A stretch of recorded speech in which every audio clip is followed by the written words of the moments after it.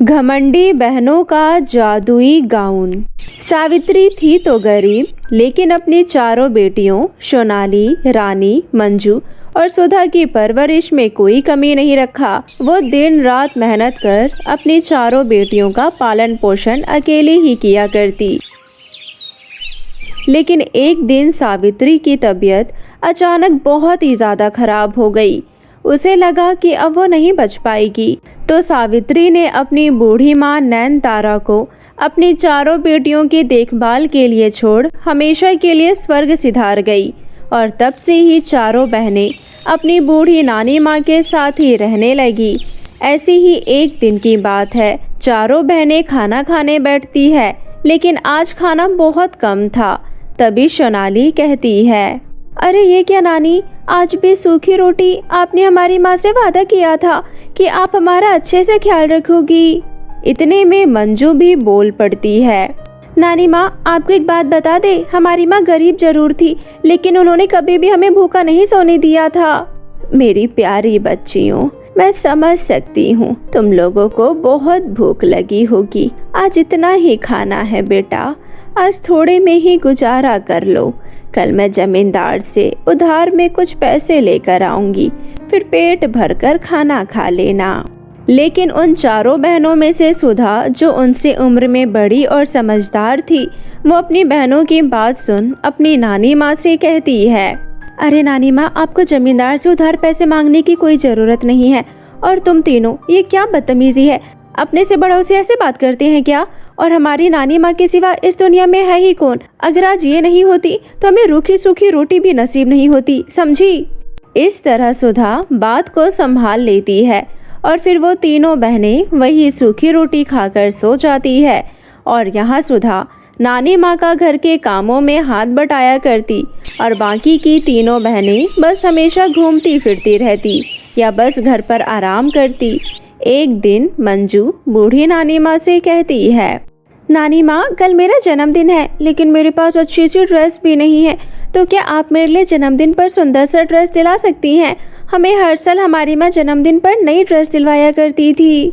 हाँ मंजू बिटिया, क्यों नहीं, कल तुम्हारा जन्मदिन है, ये तो बहुत ही अच्छी बात है। सुधा बिटिया, घर को जरा अच्छे से सजा देना और मैं जमींदार से पैसे उधार लेकर अपनी चारों बेटियों के लिए नए नए कपड़े और केक भी लेकर आऊंगी, ठीक है बिटिया?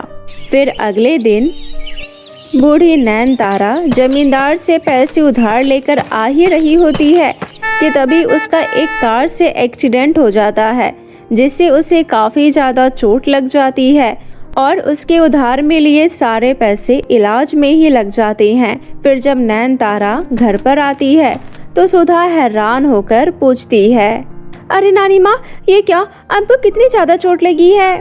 हाँ कुछ नहीं, ये सब बस एक ड्रामा है नानी माँ का। मंजू, जुबान संभाल कर बात करो, ये सब क्या कह रही हो? कभी भी कुछ भी कहना शुरू कर देती हो। मंजू बिटिया, मुझे माफ कर देना, मैं उधार के पैसे लेकर आ ही रही थी और ये सब हो गया। मुझे माफ कर देना, मेरी बहुत ज़्यादा उम्र हो गई है, बुढ़ापे की हड्डियां हैं, पता नहीं मैं तुम्हारा पालन पोषण कैसे कर पाऊंगी। नानी माँ, आप क्यों माफ़ी मांग रही हो? गलती तो हम सबकी है। हम चारों को पालने के लिए आप कितनी ज़्यादा मेहनत करती हैं। आपकी ये उम्र काम करने की नहीं है, इसलिए अब से हम सब काम करेंगे और आप आराम करेंगी। फिर सुधा अगले दिन से अपनी तीनों बहनों को जमींदार के यहाँ काम करने के लिए ले जाती है और इस तरह वो चारों बहनें रोजाना जमींदार के घर पर साफ सफाई का काम करने लगती है। लेकिन फिर एक दिन सुधा को एक खरगोश मिलता है जो कि घायल होकर जमीन पर पड़ा था। अरे बेचारे खरगोश को कितनी ज़्यादा चोट लगी है। एक काम करती हूँ, मैं इसे घर ले जाती हूँ और इसकी देखभाल करती हूँ। फिर क्या था, इतना कहकर सुधा घायल खरगोश को अपने घर ले आती है। तभी मंजू कहती है, छी दीदी, इस खरगोश से कितनी गंदी बदबू आ रही है। आप इसे क्यों उठाकर ले आई यहाँ पर? ये जानवर है, बेचारा बोल नहीं सकता, इसे दर्द हो रहा होगा, हमें इसके दर्द को समझना चाहिए। जाओ जल्दी से हल्दी का लेप बना कर ले आओ। नहीं, मैं कुछ भी नहीं लेकर आऊंगी। ठीक है, अगर इतनी ज्यादा बदबू आ रही है तो बाहर आने की कोई जरूरत नहीं है। उसके बाद सुधा की तीनों बहनें चुपचाप अंदर चली जाती है और घायल खरगोश की बिल्कुल भी मदद नहीं करती। यहाँ सुधा जल्दी से हल्दी का लेप बनाती है और वो लेप खरगोश के पास ले आती है। फिर सुधा घायल खरगोश को लेप लगाती है। ऐसी ही रोजाना सुधा उस खरगोश की सेवा करने लगती है, लेकिन सेवा करते करते बहुत समय हो जाता है, लेकिन खरगोश ठीक होने का नाम ही नहीं ले रहा था। तभी सुधा उदास मन से खरगोश से कहती है, प्यारे खरगोश, तुम्हारा घाव ठीक ही नहीं हो रहा है। तुम्हें इस दर्द में कराहता हुआ देखकर मुझे बिल्कुल भी अच्छा नहीं लगता। मेरे पास पैसे भी नहीं है कि तुम एक अच्छे डॉक्टर को दिखा सकूं। मुझे तो कुछ भी समझ में नहीं आ रहा है। अब मैं क्या करूं? कैसे तुम्हें ठीक करूं? सुधा के इतना कहते ही अचानक से खरगोश बोलने लगता है, सुधा, तुम बहुत अच्छी हो। मैंने देखा कि तुम किस तरह मेरा ख्याल रखी। मैं कोई आम खरगोश नहीं हूँ, मैं शक्तिशाली जादुई खरगोश हूँ। मैं काली शक्ति के चपेट में आ गया था। काली शक्तियाँ तभी नष्ट हो सकती है जब तुम चारों बहनें अपना थोड़ा थोड़ा खून मुझे दोगी। क्या तुम अपना थोड़ा थोड़ा खून देकर मुझे इस काली शक्ति से मुक्त कर सकती हो? खरगोश की ये बात सुनकर सुधा की तीनों बहनें हैरान हो जाती है और गुस्से से लाल होकर उस खरगोश से कहती है, बड़ा आया हमारा खून लेने वाला, तो जैसे बदबूदार खरगोश को हम अपना खून क्यों देंगे? ये तुम्हारी गलतफहमी है। हम तुम्हें अपनी खून की एक बूंद भी नहीं देने वाले। चल हट यहाँ से। तभी सुधा अपनी तीनों बहनों को समझाते हुए बोलती है, देखो मेरी प्यारी बहनों, हमें इस मासूम जानवर की जान बचाने के लिए थोड़ा थोड़ा खून दे देना चाहिए। हमें मुसीबत में आए इंसान, जानवरों और पक्षियों की मदद करनी चाहिए। यही इंसानियत होती है। प्यारे खरगोश, अगर मेरी प्यारी बहनें अपना खून नहीं दे सकती तो कोई बात नहीं, मैं तुम्हें अपना खून देने के लिए तैयार हूँ। सुधा के इतना कहते ही घायल खरगोश एक सुंदर सी परी के रूप में बदल जाता है और वो चारों बहनें हैरान हो जाती है। तभी परी उनसे कहती है, सुधा, तुम बहुत अच्छी लड़की हो। मैं तो बस तुम्हारी परीक्षा ले रही थी। मैं हमेशा पृथ्वी के अच्छे और नेक लोगों की मदद करती हूँ। तुम्हारी अच्छाई का फल तुम्हारी बहनों को भी मिलेगा। मैं तुम चारों को जादुई गाउन देती हूँ। तुम जादुई गाउन से कुछ भी मांग सकती हो, लेकिन तुम इतना ध्यान रखना, जादुई गाउन से अपने साथ साथ औरों की भी मदद करोगी, वरना तुम्हें उसके दुष्ट परिणाम भी भुगतने पड़ सकते हैं। इतना कहकर परी अपनी जादुई छड़ी घुमाती है और चारों बहनों को सुंदर सुंदर गाउन पहना देती है। परी जी, आपका बहुत बहुत शुक्रिया। हम आपकी बात हमेशा याद रखेंगे और इससे सबकी मदद करेंगे। देखा बहनों, हमेशा दूसरों की मदद के लिए आगे खड़े रहना चाहिए। उसका फल हमें एक न एक दिन जरूर मिलता है। देखो, जैसे हमें जादुई गाउन मिले। फिर सुधा परी का शुक्रिया अदा करती है और उसके बाद परी वहाँ से गायब हो जाती है। लेकिन सुधा की तीनों बहनें इतनी जल्दी कैसे सुधर सकती थी? जादुई गाउन पाकर तीनों बहनों में बहुत घमंड आ जाता है। फिर वो तीनों नानी माँ और अपनी बहन सुधा को छोड़कर अकेली ही शहर चली जाती है और जादुई गाउन से एक सुंदर बड़ा सा घर बनवाकर वहीं पर रहने लगती है। वहाँ पर वो तीनों दिन रात क्लब में जाकर नाचती और मस्ती करती है। लेकिन फिर एक दिन जब वो तीनों बहनें एक पार्टी के लिए जा रही होती है तो रास्ते में उन्हें एक बूढ़ी भिखारिन मिलती है। बेटा, कुछ खाने को दे दो, बहुत भूख लगी है। मैंने 2 दिन से कुछ भी नहीं खाया है। ये देखकर तीनों बहनें गुस्से में गाड़ी से बाहर आ जाती है। ओ हेलो, क्या कहा? हम तुम्हें खाने के लिए दे दे? हट जा हमारे रास्ते से, हमें पार्टी में जाना है, देर हो रही है। पता नहीं कहाँ से आ जाते हैं भिखारी कहीं के। इतना कहती ही तीनों बहनों के गाउन गायब हो जाते हैं और फिर से वो पहले वाले हालात में आ जाती है। ये देखकर तीनों बहनें फूट फूट कर रोने लगती है और उधर सुधा अपनी नानी माँ के साथ हंसी खुशी से अपना जीवन बिताती है और वहाँ तीनों बहनें सड़क पर आ जाती है और अपना मानसिक संतुलन खो बैठती है और सड़क पर भीख मांगकर अपना गुजारा चलाने लगती है। मानवी 10 साल की थी जब उसके पिता महेश ने माया से शादी कर ली। मानवी बहुत छोटी बच्ची नहीं थी। उसे अपनी माँ और सौतेली माँ के फर्क की समझ थी। माया मानवी को बहुत प्यार करती थी, लेकिन फिर भी मानवी के दिमाग में एक बात बैठ गई थी कि सौतेली माँ जो करती है दिखावे के लिए करती है और वो बुरी ही होती है। माया जब भी समय निकालकर मानवी से बात करने आती थी तो मानवी उसे उल्टा सीधा बोलकर वहाँ से चली जाती थी। एक दिन मानवी खिलौने से खेल रही थी। माया उसके पास जाती है। मानवी, मैं भी खेलूं तुम्हारे साथ? नहीं, मैं हमेशा अकेले ही खेलती हूँ। आज मुझे भी अपने साथ खिलाकर देखो, मजा आएगा। आप जाओ यहाँ से, मैं आपसे बात नहीं करती और आपको मेरे साथ खेलना है। लो, इतना ही खेलने का शौक है तो अकेले खेलो यहाँ बैठकर। मानवी माया के सामने अपने खिलौने पटक कर चली जाती है। मानवी के इस व्यवहार से माया को बहुत बुरा लगता है और वो रोने लगती है। माया मानवी के दिल में अपने लिए प्यार लाने की बहुत कोशिश करती है, लेकिन मानवी उससे बहुत नफरत करती थी। इसी तरह 10 साल बीत जाते हैं और मानवी बड़ी हो जाती है। उसका एक बहुत अच्छे कॉलेज में एडमिशन होता है। मानवी, आज कॉलेज के बाद हम सारे क्लब चलेंगे। ठीक है। मानवी घर आती है और माया से कहती है, मुझे आज अपने दोस्तों के साथ पार्टी करनी है, इसलिए कुछ पैसे चाहिए। ठीक है, ये लो 200 रुपए। 200 रुपए में क्या होगा? मैं किसी मेले में नहीं बल्कि बड़े रेस्टोरेंट में जा रही हूँ। तुम्हें पता है ये 200 रुपए कमाने के लिए तुम्हारे पापा को खेत में कितना काम करना पड़ता है? बस, अब आप अपना रोना लेकर बैठ गई। ये सब बातें आप जानबूझकर करती हो। आप इमोशनल अत्याचार शुरू कर देती हो ताकि मैं आपसे पैसे ना मांगू। मैं अच्छे से जानती हूँ कि आप मुझे पैसे ही नहीं देना चाहती हो। पापा आपको पैसा रखने के लिए देते हैं और आप खुद पर उड़ाती हो। मानवी, तुमने मुझे कभी मेरे दोस्तों के साथ पार्टी करते हुए देखा है जो ये सब बोल रही हो?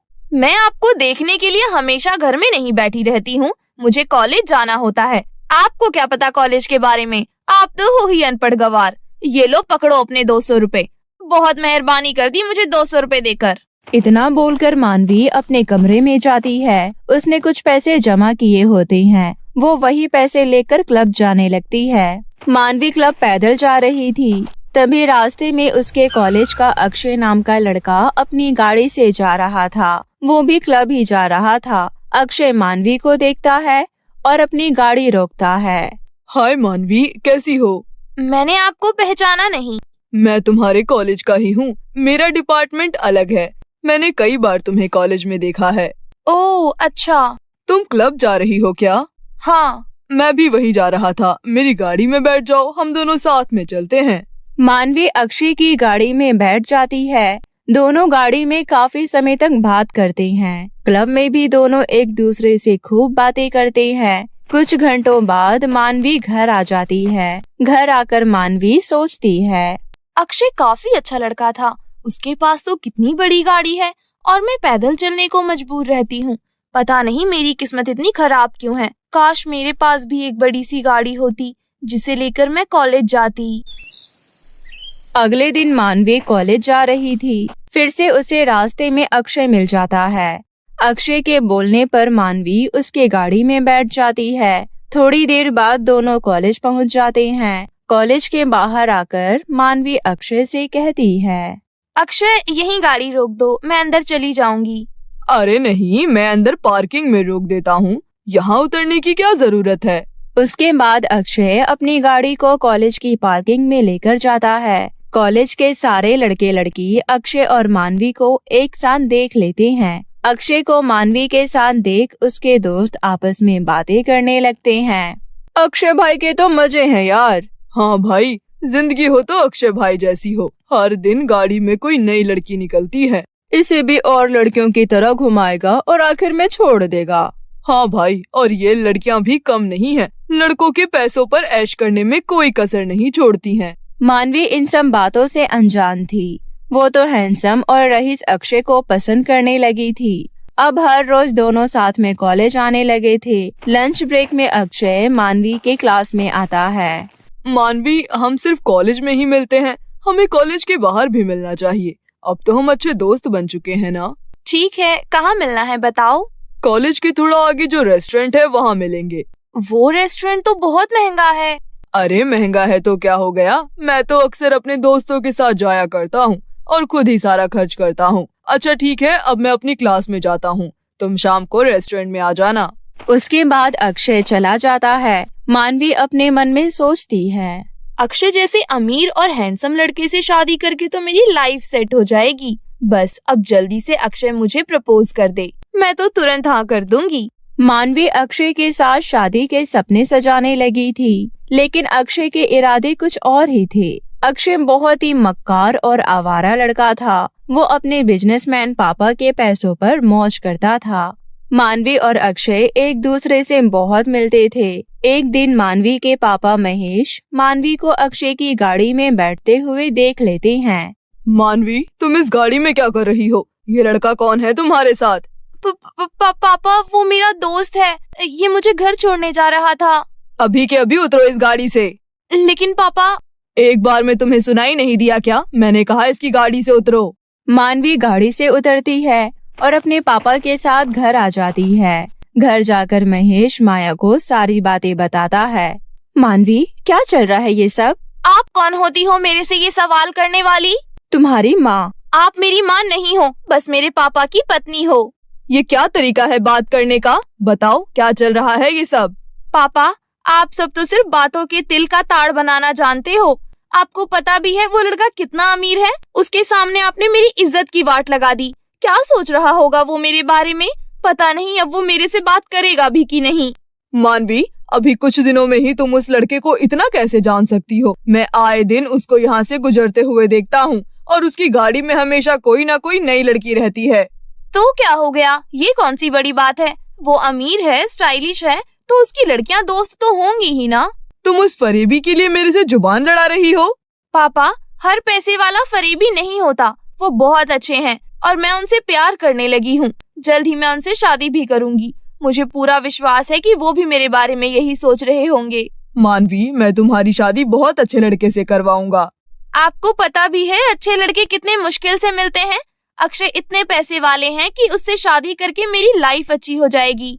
मैंने बचपन से गरीबी देखी है। ये मत करो, वहाँ मत जाओ, ये कपड़े मत लो, बहुत महंगे हैं। अब मैं ऐसा कुछ नहीं देखना चाहती। मुझे ऐशो आराम के साथ अपनी लाइफ गुजारनी है। पता नहीं कोई भी इस गरीब घर में कैसे रह सकता है। मुझे तो ये घर नर्क जैसा लगता है। मानवी, तुम जिस घर को नर्क कह रही हो ये मेरे लिए जन्नत है। तो आपको ही मुबारक हो ये जन्नत। आप ठहरी अनपढ़ गवार, तो कोई अमीर आदमी तो वैसे भी आपसे शादी नहीं करता, इसलिए आप इस गरीबी में रह गईं। मैं पढ़ी लिखी हूँ, मैं क्यों रहूं गरीबी में। इतना बोलकर मानवी अपने कमरे में चली जाती है। तभी अक्षय का फोन आ जाता है।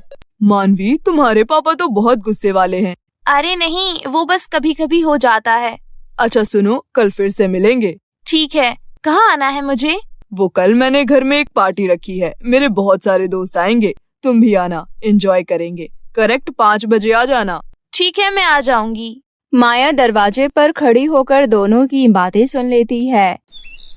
अगले दिन 5 बजे मानवी घर से बाहर निकलती है। माया मानवी का पीछा करने लगती है। पीछा करते करते माया अक्षय के घर तक पहुंच जाती है। मानवी घर के अंदर चली जाती है और माया खिड़की के बाहर खड़ी होकर देखने लगती है। अक्षय, तुमने तो कहा था कि घर में कोई पार्टी रखी है, लेकिन तुम्हारे और दोस्त मुझे नजर नहीं आ रहे।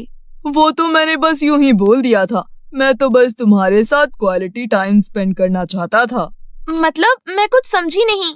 उसके बाद अक्षय आगे बढ़ता है और मानवी के हाथ पकड़ने लगता है। अक्षय, ये तुम क्या कर रहे हो? ये ठीक नहीं है। मैं ऐसी लड़की नहीं हूँ। लेकिन मैं ऐसा ही लड़का हूँ। अगर मेरे साथ रहना है तो ये सब करना पड़ेगा। नहीं, मुझे नहीं रहना तुम्हारे साथ। तुम बहुत गंदे लड़के हो। अब यहाँ तक आई हो तो ऐसे कैसे जाने दूंगा। अक्षय मानवी के साथ जबरदस्ती करने की कोशिश करने लगता है। माया बाहर से एक डंडा लेकर आती है और अक्षय को पीटने लगती है।